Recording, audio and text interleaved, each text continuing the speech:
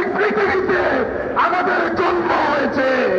ইনশাআল্লাহ ইসলামী ছাত্র শিবিরের একজন কর্মী থাকতে এদেশে আর কোন জালিমকে পুনর্বাসিত হতে দেওয়া হবে না ইনশাআল্লাহ। আজকে আমরা বলে দিতে চাই, হে অন্ধকার জগতের বাসিন্দারা, হে অত্যাচারীরা, তোমরা শুনে রাখো, আজ তোমাদের অত্যাচারের শেষ রাত। এই রাত শীঘ্রই কেটে যাবে।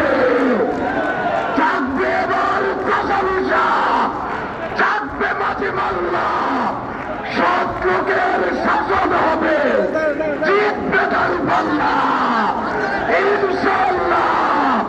ইনকিলাব জিন্দাবাদ। ধন্যবাদ ছাত্র নেতা আবু হানিফ হেলালকে। সংগ্রামী ফেনীবাসী, জনসভায় এখন বক্তব্য রাখবেন শহীদ কাফেলা বাংলাদেশ ইসলামী ছাত্র শিবিরের ফেনী শহর শাখার সংগ্রামী সভাপতি ছাত্র নেতা ওমর ফারুক।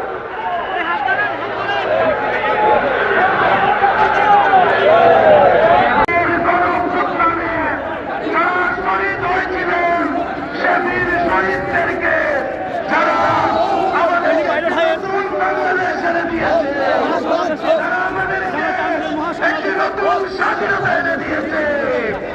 সেদিন মহিপালে 4 আগস্ট আমার যে ভাইরা শহীদ হয়েছে, শহীদ বাবন, শহীদ মাসুদ, শহীদ সিয়াব, শহীদ শাহী, শহীদ কাউসার, ফেনীর 11